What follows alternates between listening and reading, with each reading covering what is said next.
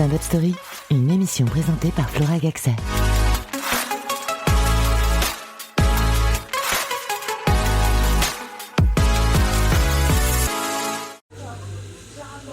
Bonjour, vous écoutez Stand-up Story, l'émission qui vous plonge dans l'univers du stand-up. Aujourd'hui, je suis avec Mathias Deté qui joue son spectacle L'heure d'été au théâtre La Comédie Saint-Michel à partir du 11 janvier jusqu'à fin mars, quasiment tous les dimanches à 16h30. C'est bien ça ? Oui, c'est ça, tous les dimanches à 16h30, sauf le 15, 22 et 29 mars où ce sera 18h15. Donc voilà, donc même vous pouvez le suivre directement sur ses réseaux sociaux pour être à l'affût au niveau de ses dates. Toi, ton Instagram, c'est quoi déjà ? C'est Mathias Deté.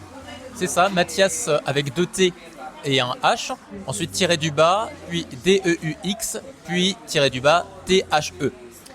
Une orthographe un peu compliquée, mais bon, on retrouve quand on veut trouver. Mais oui, même en soi, je pense que sur Google, sur mes Mathias Deté, on ne peut tomber que sur toi. Et 2, du coup, comme le chiffre D-E-U-X, puisqu'on pourrait penser que c'est ton nom de famille, Mathias Deté comme un titre de noblesse, mais non. On te l'a déjà faite, celle-là, ou pas ? Non ? Alors, une fois, il y a une émission, je ne sais plus si c'est France 2 ou M6, France 2 je crois, une journaliste de France 2 qui m'a contacté par Instagram pour me demander si je souhaitais passer dans une émission sur la noblesse aujourd'hui. Et alors j'ai hésité à répondre oui, mais comme c'était totalement faux, je ne l'ai pas fait. Et t'as expliqué les raisons ? Ou tu lui as juste dit non, que ça t'intéressait pas ? Non, j'ai juste expliqué que je n'étais pas noble, enfin que je n'étais pas aristocrate, c'était plutôt aristocrate le terme. Et donc voilà, ça s'est bien fini, mais c'est une fois où en effet on m'a pris pour quelqu'un de la noblesse, ce qui est un peu particulier, mais bon, ce qui n'est pas entièrement désagréable on va dire. Et ton personnage, donc Mathias Deté, n'aurait pas pu jouer ce rôle. Bon après si c'est pas toi, t'as raison, mais c'est juste marrant, je savais pas que ça t'était arrivé. Et d'ailleurs, pourquoi Mathias Deté, enfin, à quel moment ce nom il est devenu plus qu'un simple jeu de mots ? Eh bien, alors au tout départ, donc moi je viens de l'improvisation théâtrale et j'avais 12 ans quand j'ai commencé. Et quand on fait des matchs d'impro, on a des surnoms, dans le milieu on appelle ça des nominettes. Et donc j'ai eu envie de me donner ce surnom-là sur scène. Et un peu plus tard, donc quand je me suis vraiment lancé dans l'humour et que j'ai réfléchi à peut-être me trouver un pseudonyme, je me suis dit ah bah tiens je vais reprendre ça. Et donc c'est né petit à petit. J'ai réfléchi à plusieurs orthographes, à plusieurs choses, et puis finalement c'est cette orthographe-là qui s'est imposée. Alors il faut savoir que donc j'ai ce pseudonyme sur scène. Et que c'est aussi mon pseudonyme d'acteur, mais dans une orthographe différente. Parce que comme ça, en tant qu'acteur, c'est D-E-U-T-E, comme un nom de famille un peu classique. Et pour la scène, donc comme je l'ai dit, l'humour, donc c'est D-E-U-X, espace T-H-E. L'idée, c'est vraiment qu'on distingue le personnage et le comédien. Et puis voilà, donc cette orthographe-là, ça m'est venu parce que il y a à la fois, on comprend un petit peu le jeu de mots avec le T et en même temps on a l'idée d'une dualité avec le chiffre 2. J'aime bien dire que je suis à la fois pluriel et singulier parce que T c'est au singulier. Et enfin j'ai choisi 2 en toutes lettres parce que je suis un littéraire. Voilà, tout simplement. Enfin je me le justifie comme ça mais... Rien qu'avec cette introduction, cette première question, je pense que les auditeurs vont pouvoir un peu voir qui tu es. Puisqu'il a vraiment une écriture subtile dans son spectacle et il détaille tout, il est toujours en quête de réflexion. Donc il pense à tout, donc vous pouvez l'entendre. Et d'ailleurs au début de ton one-man show, tu dis être à la recherche de toi-même et tu te définis comme décalé. C'est quoi pour toi être décalé ? Pour moi, être décalé... Eh bien, c'est quand on a l'impression de ne pas être tout à fait à sa place.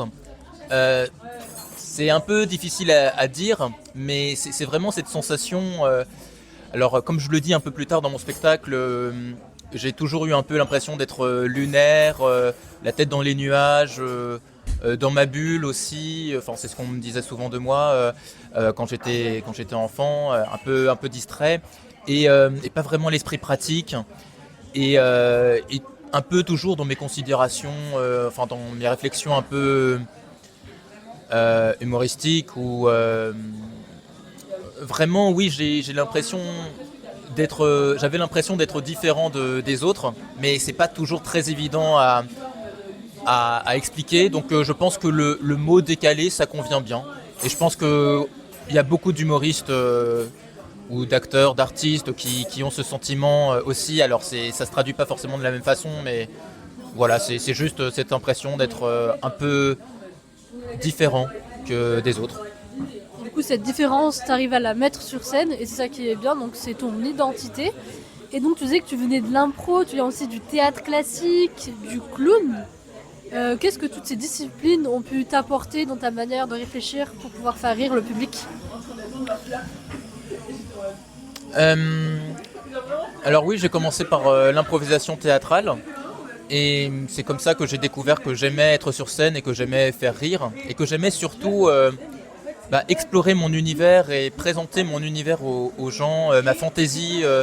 Et c'est comme ça que j'ai vraiment eu cette intuition que j'étais fait pour ça. Enfin, en tout cas, je me sentais bien sur scène à faire ça. Et donc, l'improvisation, au départ, ça m'a aidé à trouver le lâcher-prise. Ensuite, la formation de théâtre un peu plus classique, ça m'a appris à être bien sur scène, à peut-être apprendre à lâcher prise, mais d'une autre façon, c'est-à-dire à m'autoriser à être plus vulnérable et dans un vrai rapport avec le public. C'est une sincérité. Et le clown, c'est vrai que j'ai fait quelques cours de clown, en effet. Je pense que ça m'a aidé à explorer des choses, à aller vraiment très loin, même si j'avais déjà un peu ça avec l'improvisation théâtrale. Là, c'était vraiment en étant seul sur scène. Et pareil, c'est un peu lié, il y a aussi une forme un peu de vulnérabilité et de rapport avec le public, mais plus de complicité avec le public. Donc en effet, ces trois choses-là ont influencé ma façon d'être sur scène, de faire de l'humour. Et aujourd'hui, c'est vraiment ton spectacle, il regroupe tout ça. Tu fais même des sketchs avec une chaise, enfin j'ai pas envie de trop en dire, même avec une peluche, avec un côté clownesque, mais de temps en temps il y a plus de parties stand-up, des fois c'est plus théâtral. Et c'est ça qui fait ta singularité. Et d'ailleurs, est-ce que tu t'es déjà senti trop théâtral pour du stand-up ou trop humoriste entre guillemets pour du théâtre ? Oui, il y a un peu de ça. Il y a aussi... Alors moi, j'aime bien dire que ce que je fais, c'est du seul en scène comique. Et pour être un peu plus précis, du seul en scène poétique-comique. Donc vraiment, j'assume un aspect poétique et un aspect comique. Et parfois, un peu pour rire, je dis oui, je suis pas assez drôle pour être juste humoriste et pas assez poète pour juste être poète. Enfin bon, je l'ai pas très bien formulé, mais voilà, vous avez l'idée. Donc oui, il y a un peu cet entre-deux. Et par rapport à ce qu'on appelle le stand-up et donc l'aspect un peu trop théâtral, disons que oui, en effet, je vois bien là aussi que je suis en décalage. Alors là, c'est un décalage par rapport à ce qui se fait en général. Mais c'est quelque chose que j'assume. Et je pense que les gens ils viennent pour voir ça aussi. oui, je pense que les gens apprécient le fait que ce soit différent. Mais c'est pas être différent pour faire le malin et être différent. C'est juste que je ne me vois pas faire autre chose. C'est depuis que j'ai commencé, que j'ai pris des cours, que j'ai testé des choses sur scène, petit à petit j'en suis venu à ça, parce que c'est ce qui est presque naturel chez moi, comme façon de jouer, d'assumer mon personnage, et dans mes thématiques, dans mes réflexions, Oui, c'est ça, c'est ma singularité. Ouais, tu es fidèle à toi-même, en tout cas, tu n'as pas tenu à rentrer dans une case juste pour plaire.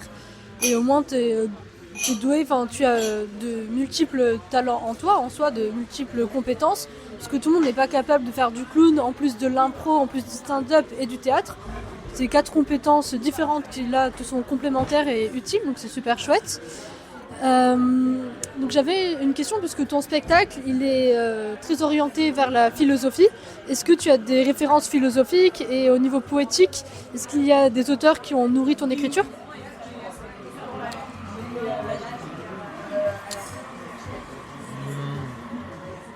Alors oui, en effet, on peut dire qu'il y a une dimension philosophique. Euh, je dirais pas que j'ai une énorme culture philosophique, mais ça m'intéresse, ça me plaît quand j'ai l'occasion de lire des choses, d'écouter des choses à ce sujet. Et puis c'est un peu mes cours de philosophie en terminale et en prépa qui ont eu une influence sur moi. Genre parce que j'ai fait classe préparatoire littéraire pendant 2 ans et donc il y avait des cours de philosophie dedans. Je dirais peut-être que un des auteurs qui ressort un peu le plus dans le spectacle, que je mentionne un petit peu en tout cas, c'est Pascal, Blaise Pascal. Et, et finalement, en effet, on peut dire qu'il y a quelque chose de philosophique dans mon spectacle. Dans le côté, je pars de mots, j'essaie de les définir, je fais une espèce de démonstration, un peu une démonstration absurde, mais quand même. Mais malgré tout, moi, ce que j'aime bien dire de mon spectacle, enfin ce que j'essaie de faire, je dirais que c'est quelque chose de spirituel dans les 2 sens du terme, c'est-à-dire qui soit spirituel dans le sens drôle, mais dans le sens aussi essayer de nous élever un petit peu. Et c'est pour ça qu'en général, les gens peuvent percevoir ça comme étant philosophique. Et c'est vrai qu'il y a de ça, les deux sont liés, c'est-à-dire la pensée, ce genre de choses. Mais moi j'aime bien l'idée aussi d'essayer d'avoir un humour qui nous pousse à réfléchir au sens de notre vie, mais vraiment au sens intime. Et c'est pour ça que c'est pas seulement philosophique, parce que philosophique, ça serait vraiment presque uniquement intellectuel, enfin en tout cas comme je le comprends, alors que là, il y a vraiment des idées du sens de la vie, enfin d'où l'on vient, où l'on va, qu'est-ce que je fais vraiment sur cette terre, comment je fais pour aller bien avec l'absurdité du monde. Donc oui, je commence le spectacle en disant que le sens de la vie réside dans notre prénom. C'est un peu le prétexte pour dire comment j'en suis venu à mon surnom et toutes les possibilités que ça entrouvre, tout le sens que je peux trouver à partir de ça. Et donc c'est pour ça que je dis aussi que je trouve le sens de ma vie par mon sens de l'humour. Et plus le spectacle progresse, plus on est dans l'idée de s'éloigner d'une forme d'égocentrisme pour arriver à un amour de soi, mais à un amour d'autrui en même temps. Vraiment les 2 formes d'amour liées. Et aussi donc progresser vers quelque chose de plus lumineux. Et par rapport aux poètes, si j'ai des poètes qui m'ont influencé,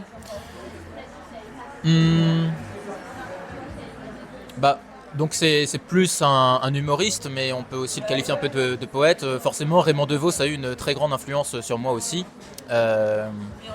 Si j'en suis venu à cet humour-là, il a eu vraiment une grande influence dans ce parcours-là. Ok, très bien. En tout cas, tu as pu bien répondre à la question tout en expliquant et en faisant allusion à ton spectacle, ce qui est formidable, comme ça je vais pas le faire. Et donc toi, tu as fait des études de lettres, tu avais option théâtre, je crois. Donc tu savais déjà qu'à ce moment-là, tu allais t'orienter vers cette voie? Oui, en fait, donc, comme je disais, l'improvisation théâtrale, j'ai commencé quand j'avais 12 ans, donc j'étais en 5e. Et en troisième, on nous pose la question, bon, bah, vers quoi tu veux t'orienter? Si tu ne sais pas, bah, qu'est-ce qui te plaît dans la vie? Et moi, spontanément, vraiment, c'était le théâtre. Enfin, à l'époque, c'était plus l'improvisation, mais c'était donc le théâtre. Et je ne voyais vraiment pas quoi faire d'autre. Et donc, malgré tout, pour avoir une forme de sécurité et rassurer un peu mes parents, mes premières études post-bac, bah, j'ai donc fait une prépa littéraire qui pouvait, disons, me donner un bagage suffisant pour retomber sur mes pattes si jamais le théâtre ne fonctionnait pas. Mais l'idée, c'était de quand même garder un pied dans le théâtre en faisant ça. Donc c'est pour ça que j'ai fait donc prépa littéraire avec option théâtre. Et ensuite, après la prépa, je suis allé en licence d'art du spectacle. Je suis rentré directement en troisième année parce qu'il y a un système d'équivalence, enfin je rentre pas dans les détails, mais en tout cas oui, j'ai continué un peu des études théâtrales universitaires tout en suivant une formation au conservatoire de Saint-Germain-en-Laye pendant 3 ans. Et donc voilà, j'ai vraiment un peu gardé les deux pieds à la fois dans les études et à la fois dans la formation théâtrale. Et puis en 2021, 2019, pardon, je suis sorti de ma dernière formation en 2021. Mais en 2019, je me suis vraiment décidé à suivre uniquement une formation théâtrale et à sauter le pas, quoi. Vraiment tenter l'aventure. Et depuis, bah voilà, maintenant j'en suis là, j'ai mon spectacle, j'ai mon intermittence du spectacle aussi. Ah, t'es intermittent, c'est dit? Oui, je suis intermittent depuis mars 2024 parce que forcément donc j'ai d'autres activités de comédien à côté et donc mon spectacle je le joue tel quel depuis juin 2024 et bah, j'essaye de le faire progresser, de le jouer autant que possible et à terme j'espère pouvoir gagner suffisamment de cachet grâce à ce spectacle pour pouvoir me consacrer surtout à mon activité d'humoriste. Voilà. Ok, très bien, mais en tout cas c'est chouette d'avoir l'intermittence parce que c'est vraiment une étape qui n'est pas facile. Et comment tu arrives à choisir un peu les sujets que tu abordes dans ton spectacle? Est-ce que tu as écrit par exemple des sujets qui te travaillaient d'abord sur une feuille et tu t'es dit ça je vais en parler à tel moment? Comment ça s'est fait? L'essentiel de mes sketchs, l'essentiel de mes sketchs de mon spectacle, ils sont venus petit à petit. Et ils ont quasiment tous une histoire différente pour leur écriture. Mais si je dois généraliser, alors il y en a quelques-uns. Ils sont venus dans une première version parce que pendant plusieurs mois, j'ai essayé d'écrire un peu chaque jour. Et donc je me forçais à écrire une histoire par jour. Et ça a duré une centaine de jours comme ça. Mais j'en ai tiré quelques textes qui me semblaient intéressants à vraiment adapter à la scène. Et donc c'est comme ça que j'en ai eu deux. Donc tu parlais d'une histoire avec une chaise, on n'en dit pas plus, mais à la toute fin du spectacle, il y en a un, en effet, donc ça vient de là. Il y a aussi une histoire avec un caméléon, j'en dis pas beaucoup plus, c'est venu de là également. Sinon, il y a des sketchs qui sont venus un peu par une forme d'improvisation au départ, et puis ensuite j'ai vraiment couché par écrit ce que j'avais improvisé, et puis j'ai retravaillé ça. Il y en a d'autres, je suis parti d'une expression, par exemple sourire à la vie, j'avais l'expression sourire à la vie en tête, et j'ai fait toute une sorte de démonstration à partir de ça. Donc sourire à la vie, qu'est-ce que ça veut dire? Est-ce que c'est sourire à toute forme de vie ou bien sourire à vie? Et donc bon voilà, je continue comme ça pendant 5 minutes. Qu'est-ce qu'on pourrait dire d'autre? Il y en a quelques-uns, c'est venu parce que j'étais dans une sorte de concours d'écriture et j'avais un thème imposé. Par exemple, il y en a une fois, on avait imposé un thème, c'était utopie. Et donc j'ai écrit un sketch comme ça. Un moment, je voulais tenter les planches de l'Icare et le thème de cette année-là, c'était la rencontre. Ça donnait le dernier sketch de mon spectacle. Et à un autre moment, j'essayais un concours un peu de poésie et le thème c'était Grassouillet. Et j'ai écrit donc un poème en alexandrin sur un chat, Grassouillet, et que tu mentionnais aussi à un moment, Flora, tout à l'heure. Et donc voilà, c'est comme ça que je me suis retrouvé avec la majorité de mes sketchs, un peu par hasard et sans forcément plan initial d'en faire un spectacle. Et puis vu que j'en avais de plus en plus et suffisamment pour faire un spectacle, je me suis dit je vais essayer de voir si je peux trouver un ordre particulier qui donnerait du sens, une forme de progression. Et je l'ai trouvé. Et donc, alors après, forcément, j'ai un petit peu réécrit les choses, mais c'est comme ça que mon spectacle s'est constitué petit à petit. C'est d'abord par plusieurs sketchs, et ensuite, en essayant d'en trouver un ordre, j'ai une forme de sens global qui s'est détaché. Et donc je le mets en avant, surtout un peu dans les interludes entre chaque sketch. Et donc on en vient vraiment à cette idée d'essayer de un peu trouver le sens de sa vie, et essayer d'arriver à une forme d'amour de soi-même et surtout de garder son âme d'enfant.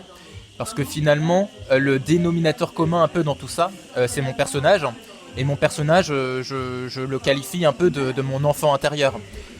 C'est-à-dire vraiment cette envie de s'amuser, d'avoir du plaisir à être sur scène, mais garder une forme de joie, d'espièglerie, de sourire à la vie, vraiment, c'est... Et quoi d'autre C'est qu'on ressent un peu l'innocence aussi. Oui, voilà, une forme d'innocence, un peu de candeur. Alors après, il y a quand même des préoccupations un peu d'adultes, de vie d'adulte qui interviennent dans tout ça. L'idée, c'est ne pas nier le monde des adultes, mais c'est trouver comment avoir gardé son âme d'enfant, qui est une expression qu'on utilise un peu assez souvent, mais on ne sait pas toujours trop comment le définir. Mais comment avoir cette âme d'enfant sans être puéril. C'est un peu ça l'idée aussi, c'est de trouver une forme un peu de sagesse dans un humour un peu candide, mais en même temps espiègle et vraiment très très joyeux. Et c'est pour ça donc le titre du spectacle, L'heure d'été. Donc en fait il y a un jeu de mots, si on n'a pas vu le titre on ne s'en rend pas compte, mais c'est l'heure d'été, la boisson, en référence donc à mon surnom, ma pièce de thé. Et en même temps cette idée d'une heure joyeuse, une heure lumineuse, une heure solaire. Et puis j'explicite un peu plus dans le spectacle aussi à quoi ça correspond, c'est cette idée de s'amuser. En fait, j'ai tout un moment vers la fin du spectacle où je dis le temps passe vite quand on s'amuse, et c'est là que j'explicite un peu plus le titre du spectacle. Mais vraiment, l'idée c'est que pendant tout le spectacle, on est ce personnage qui joue plusieurs personnages, qui part dans plusieurs formes de délire, parfois dans des élucubrations, enfin des discours entre poésie et absurde et humour. Et voilà, l'idée c'est pour moi c'est vraiment de m'amuser, essayer d'apporter de la joie au public par ce biais-là. D'accord, et en plus le public semble rigoler à chaque fois un peu tout le long de tes sketchs, sachant qu'il y a des sujets sérieux que tu abordes avec humour et subtilité. Ça doit pas être vraiment évident de trouver le juste équilibre entre la réflexion et en même temps essayer de le rendre drôle, et c'est le bon dosage, donc bravo pour ça. Et ta diction d'ailleurs sur scène, on sent qu'elle est très travaillée, très précise. Comment est-ce que tu travailles ta voix, ton rythme et ta musicalité ? Je crois qu'avant de monter sur scène, tu as un exercice de théâtre où tu mets un crayon entre les dents, et tu dis certaines phrases. Explique-nous. Oui, alors, ça c'est ma formation de comédien classique. J'essaie d'apporter un grand soin à l'articulation. Donc, avant de monter sur scène, en effet, ça m'arrive d'avoir un exercice de diction un peu courant qui est de mettre un crayon entre les dents, et donc là je mime comme si j'avais un crayon entre les dents, ce qui n'est pas évident, et donc de dire des phrases du type les chaussettes de l'archiduchesse sont-elles sèches, archi sèches, ou Dis-moi, gros gras grand grain d'orge, quand des gros gras grand grain d'orgeras-tu? Je me des gros gras grand grain d'orgerai quand tous les gros gras grand grain d'orge seront des gros gras grand grain d'orgés. Donc voilà, l'idée c'est... Et en effet, c'est d'assumer cette diction sur scène. C'est le côté un peu théâtral, mais en même temps, c'est être sûr d'être bien compris dans ce qu'on dit. Oui, c'est agréable à écouter, comme ça on comprend mieux tes messages et t'as un style narratif qu'on arrive à bien suivre. Oui. Et après, pour toute la question du rythme, je pars de moi, c'est-à-dire qu'il y a des choses qui sont naturelles dans ma façon de m'exprimer où vraiment ça me vient naturellement l'idée de je vais accélérer à ce moment-là, je vais ralentir un peu à ce moment-là. Alors après, je travaille derrière, j'essaie de fixer un peu les choses, mais oui, disons que c'est un mélange de techniques et de ce qui me vient spontanément, naturellement. Bon, tant mieux si ça te vient spontanément, que ça n'a pas été, on va dire, un exercice très compliqué pour toi, vu que ça semble être inné, bien que tu l'aies travaillé à travers tes cours également.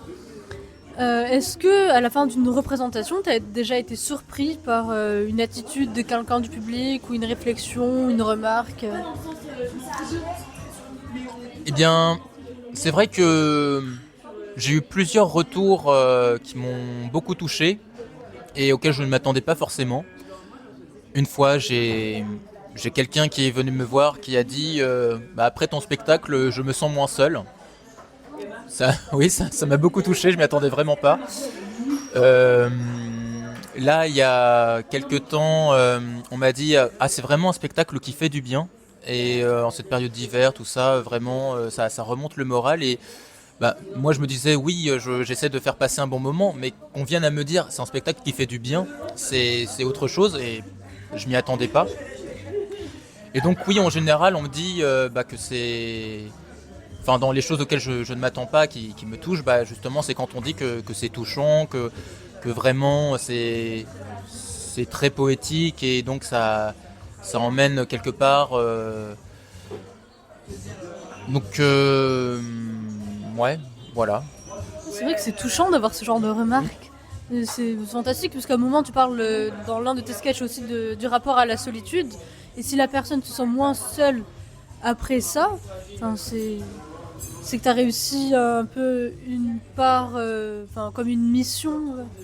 Alors là, en l'occurrence, parce qu'en effet, le sketch auquel tu fais référence, il est assez récent, je l'ai rajouté récemment, parce qu'il se liait bien à un autre sketch sur l'amour que dans mon spectacle. Et donc, en l'occurrence, ce retour dont j'ai parlé, je me sens moins seul, c'était avant que je n'intègre ce sketch-là. Donc c'était plus, je crois... honnêtement, je crois que c'était vraiment lié à cette espèce de décalage dont je parlais. C'était vraiment, je crois, le fait d'assumer ma personnalité sur scène, ce côté un peu enfant intérieur, foufou, absurde, partir dans mon délire, même si c'est différent de ce qui peut se faire habituellement.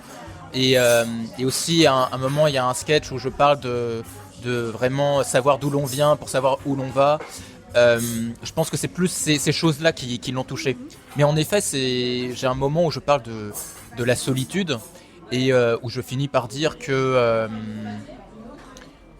je compense un peu ça dans mon amour pour les autres. Et moi, je comprends ça quand je dis ça. Vraiment dans ce spectacle même, c'est-à-dire ce spectacle, c'est une façon d'essayer de me donner aux autres, d'essayer d'apporter de la joie, et comme je disais, peut-être alors élévation spirituelle, évidemment c'est un peu prétentieux, mais l'idée d'essayer de pousser à vraiment voir les choses sous cet angle-là et se dire oui, on peut aller mieux, il suffit de garder une forme de recul, d'espérance même si l'on veut, et d'amour, de bienveillance, vraiment tout ça, c'est un peu tout ça que j'ai envie de faire passer à travers ce spectacle. Ok, très bien, très clair. Et d'ailleurs dans ton spectacle tu fais énormément de jeux de mots. Est-ce que tu as compté le nombre de jeux de mots que tu fais à la seconde ou pas? Ah, je n'ai pas encore fait ça. Je n'ai pas encore fait ça, c'est vrai. Il y en a énormément, que ce soit par rapport à ton pseudo, par rapport à d'autres éléments, et tu les écris tout seul. Oui, oui, oui. Alors, tous mes textes, je les ai écrits moi-même. Après, en effet, ça m'arrive d'avoir quelques retours de personnes devant qui je joue mes sketchs, et donc il y a quelques propositions que j'intègre, mais disons que 95% de mes textes viennent vraiment de moi. Et même si je travaille avec un metteur en scène depuis quelques semaines, enfin quelques mois plutôt maintenant, mais et parfois je lui demande un petit peu son avis sur mes textes, et il m'aide un peu à trouver des choses, à aller un petit peu plus loin. Mais dans l'ensemble, oui, c'est vraiment au quotidien, je suis vraiment comme ça, c'est-à-dire dès qu'il y a un jeu de mots à trouver, je le fais. Alors bon, peut-être que dernièrement, maintenant que je joue ce spectacle, je me suis un peu calmé, mais vraiment pendant plusieurs années, et je crois que c'est beaucoup l'improvisation théâtrale qui y a contribué, parce que dans l'improvisation, on nous donne un thème, et il faut broder à partir de ce thème. Et moi, spontanément, j'avais toujours envie de détourner le thème avec un jeu de mots, en fait, ou alors au sein de l'impro, il y avait vraiment cette vivacité-là qui se réveillait en moi, et j'avais envie de rebondir en jouant sur les mots. Et donc, vraiment, pendant plusieurs années, tous mes amis pourront le dire, j'en ai fait beaucoup, beaucoup, beaucoup. Et donc, oui, ça fait partie, c'est une partie très importante de mon humour. Mais finalement, si on veut généraliser un petit peu, c'est le côté jeu de langage de façon plus générale. C'est pas juste le calembour pour le calembour, c'est aussi de voir où est-ce qu'il nous emmène. C'est un peu un décalage un peu poétique aussi, un peu de l'absurde. Et c'est donc oui, voilà, c'est partir dans la direction où la langue et l'esprit nous mènent pour voyager finalement, et faire découvrir des nouvelles réflexions, ou quelque chose d'un peu surréaliste, je sais pas. Mais donc oui, ça fait beaucoup partie de mon humour, mais il y a pas qu'il y a que ça non plus. Il y a dans mon jeu, il peut y avoir quelque chose d'un peu, on peut dire théâtral, mais un peu exagéré, enfin très très cartoonesque en fait. Vraiment assumer ce côté presque dessin animé par moment dans les expressions du visage, dans les personnages, dans les situations même un peu. Donc on peut dire que aussi les jeux de mots, ça t'amuse et ça te stimule en fait, pour résumer, et que ça te permet donc d'ailleurs d'être plus à l'aise pour les expressions au niveau du visage et de ta gestuelle. C'est vrai qu'en fait t'es un vrai clown, puisque un clown sait tout faire et il arrive à faire rire avec son visage, son corps. Même il y a certains moments de silence où tu arrives à faire également, donc ressentir le rire. Et c'est très cool. Et juste pour conclure, si tu pouvais nous donner 3 bonnes raisons de venir voir ton spectacle. Si t'as pas 3 bonnes raisons en tête, t'inquiète pas, j'en ai beaucoup. Oh, c'est très gentil. Je pense que c'est un spectacle qui est quand même original, je pense, par rapport à ce qui se fait la plupart du temps. Original et singulier, et qui mêle donc ce côté humour, poétique et philosophique, et aussi donc spirituel si vous préférez spirituel, mais voilà vraiment ces 3 palettes là. Et donc là c'est la première raison, c'est l'originalité. La deuxième, c'est peut-être l'énergie, parce que c'est un spectacle dans lequel je me donne beaucoup, surtout à la fin, mais même dès le début en fait. Et donc c'est une générosité vraiment que je tiens à apporter dans ce spectacle, et j'espère que ça peut que c'est une énergie qui peut être transmise d'une certaine façon au public. Et donc la troisième, qu'est-ce que ça pourrait être ? La qualité du texte. Ah, ça c'est pas à moi de le dire, mais non, mais Oui, en fait, j'hésitais parce que finalement, dans originalité, on peut mettre tellement de choses. Donc, il y a. Donc, oui, je parlais d'originalité de la proposition, mais en effet, on pourrait parler de l'originalité du texte, dans le sens où, oui, c'est vraiment cette écriture qui mêle tout ce que je vous ai dit, mais qui est aussi. Qui m'est propre, je crois. Enfin, qu'on aime ou qu'on n'aime pas, je pense que j'essaye en tout cas de trouver un style qui m'est propre. Donc, il y a cette singularité-là qui peut peut-être vous intéresser. Mais oui, j'en suis sûre aussi qu'il y a beaucoup d'étudiants qui sont en études de lettres qui pourraient être vraiment très fortement intéressés par ton spectacle. Même si ce n'est que par curiosité, mais aussi au lieu de réviser un peu les cours de philo, tu fais un petit récap, on va dire, de certaines thématiques. Et donc, bravo pour ça. Et tu arrives à toucher quoi comme type de public? Je sais que j'ai des filles qui veulent venir avec leurs copains parce que leurs copains, il aime beaucoup les jeux de mots. Parfois, j'ai des personnes un peu plus âgées, peut-être un peu nostalgiques de Raymond DeVos. Des profils un peu littéraires, oui.